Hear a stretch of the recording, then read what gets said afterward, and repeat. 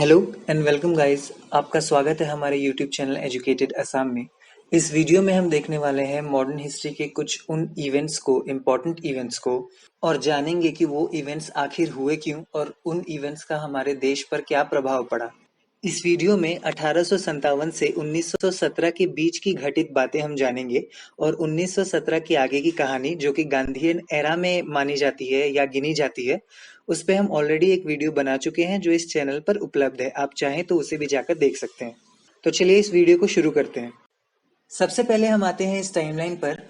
देखा जाए तो ये कहना गलत नहीं होगा कि ये 5 इवेंट्स कुछ ऐसे इवेंट्स रहे जो हमारे देश को उसकी आज़ादी की तरफ लेकर बढ़े।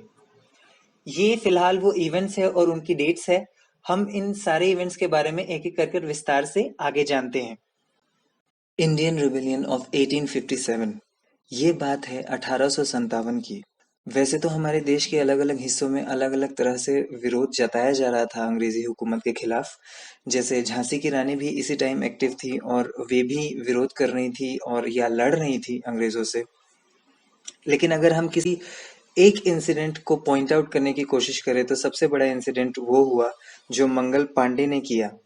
ब्रिटिश ईस्ट इंडिया कंपनी की आर्मी में थे मंगल पांडे, जो कि बंगाल में ये आर्मी थी, बंगाल में थे वो लोग। वैसे भी ब्रिटिश सरकार के रूल्स, टैक्सेशन रूल्स या लॉज या एक्ट के कारण सब लोग नाखुश तो थे ही। और उस टाइम एक बंदूक आई, एक राइफल आई एनफील्ड के नाम से, जिसके कार्ट्रिज को लोड करने के लिए दांत से उसे खोलना पड़ता था। और वो कार्ट्रिज कहा जाता है कि गाय और सूअर के चमड़े से बनी थी। इस बात से भारतीयों ने उस कार्ट्रिज को, उस बंदूक को इस्तेमाल करने से मना किया। और धीरे धीरे धीरे उनकी ही अपनी इस आर्मी में, ब्रिटिश की आर्मी में, भारतीय लोग जो काम कर रहे थे उन्होंने अपना ही एक समूह बना लिया और विरोध प्रकट करने के लिए, लड़ने के लिए उतर आए। और ये कहा जाए तो India's first war of independence भी था। पहली बार भारतीयों ने विरोध किया था इतने बड़े लेवल पर अंग्रेजों के खिलाफ। और उसके काफी समय बाद यानी 1885, 28 दिसंबर 1885 को इंडियन नेशनल कांग्रेस का फॉर्मेशन हुआ। ये एक ऐसी ऑर्गेनाइजेशन, एक ऐसी पॉलिटिकल पार्टी थी जिसके फाउंडर थे, या ए.ओ. ह्यूम जो थे, उन्होंने उसे बनाया था। ए.ओ. ह्यूम खुद एक ब्रिटिश इंडिया सिविल सर्विस के ऑफिसर रह चुके थे और उनके साथ थे दादा भाई नौरोजी और दिनशॉ इदुल जी। अब ये पार्टी सिर्फ एक उसी मकसद के साथ बनाई गई थी कि भारत को आजादी दिलानी है और ब्रिटिश के अनफेयर रूल्स या एक्ट्स के अगेंस्ट लड़ना है। लड़ना तो है, पर एक सिविल तरीके से बातचीत करके, डिस्कस करके। ऐसा नहीं कि हम सीधा हथियार उठा लें। उनके हिसाब से लड़ना था, पर एक सभ्य तरीके से। और ये इंडियन नेशनल कांग्रेस सबसे प्रोमिनेंट या सबसे प्रसिद्ध ऑर्गेनाइजेशन बन गई, क्योंकि भारत के लोग क्या चाहते थे, इंडियन नेशनल कांग्रेस उस चीज को रिप्रेजेंट करता था ब्रिटिश सरकार के सामने। दादा भाई नौरोजी। दादा भाई नौरोजी एक ट्रेडर थे, एक स्कॉलर थे और कांग्रेस में आके एक पॉलिटिशियन भी बन गए। और उन्हें great old man of India भी कहा जाता है और अनऑफिशियल एम्बेसडर ऑफ इंडिया के नाम से भी उन्हें जाना जाता है। और बाद में चलकर महात्मा गांधी जी भी इंडियन नेशनल कांग्रेस से ही जुड़े और फिर वो इस पार्टी को आगे लेकर बढ़े।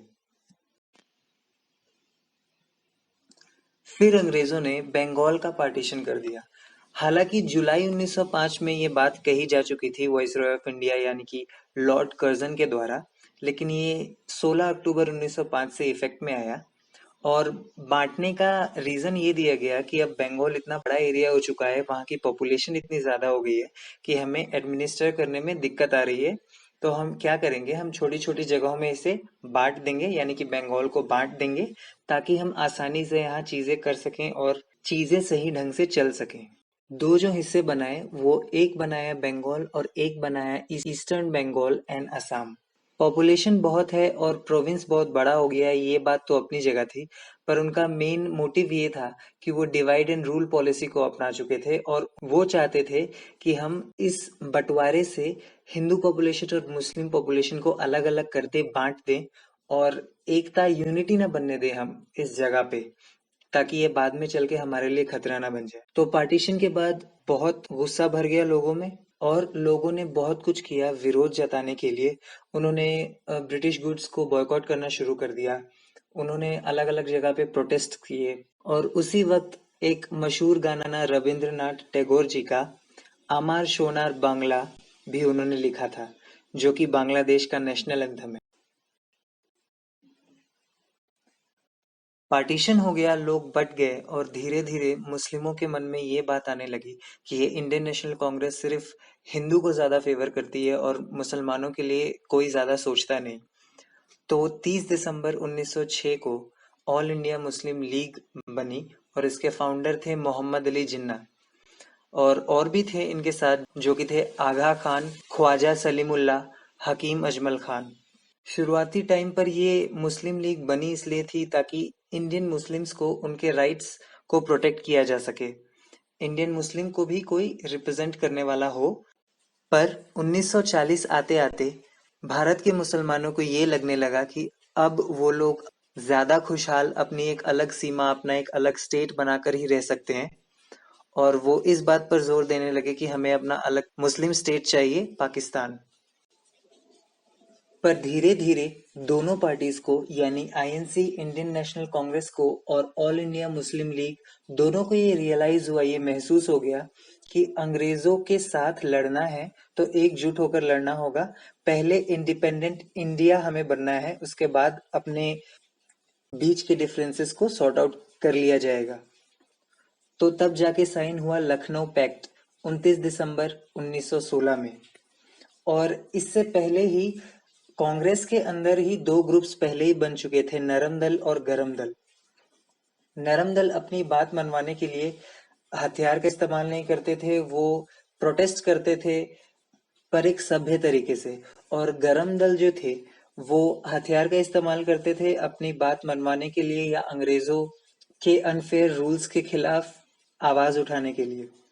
तो सूरत स्प्लिट 1907 में कांग्रेस के अपने बीच में ही, यानी कि नरम दल और गरम दल के बीच, जिसमें नरम दल चाहती थी कि इंडियन नेशनल कांग्रेस का प्रेसिडेंट कोई और बने और गरम दल चाहती थी कि इंडियन नेशनल कांग्रेस का प्रेसिडेंट कोई और बने।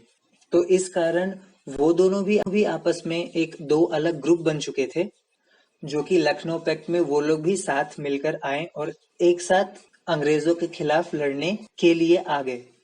तो अब 1917 और उसकी आगे की कहानी मानी जाती है गांधीयन एरा में। गांधी जी ने अपने दौर में क्या क्या किया, इस पे पहले ही वीडियो बन चुकी है और इस चैनल पे है, आप चाहें तो उसे देख सकते हैं। तो ये वीडियो यहीं खत्म होता है। इस वीडियो को देखने के लिए आपका शुक्रिया, और आपको अच्छी लगे तो इसे लाइक करें और हमारे चैनल से जुड़ने के लिए चैनल को सब्सक्राइब कर लें।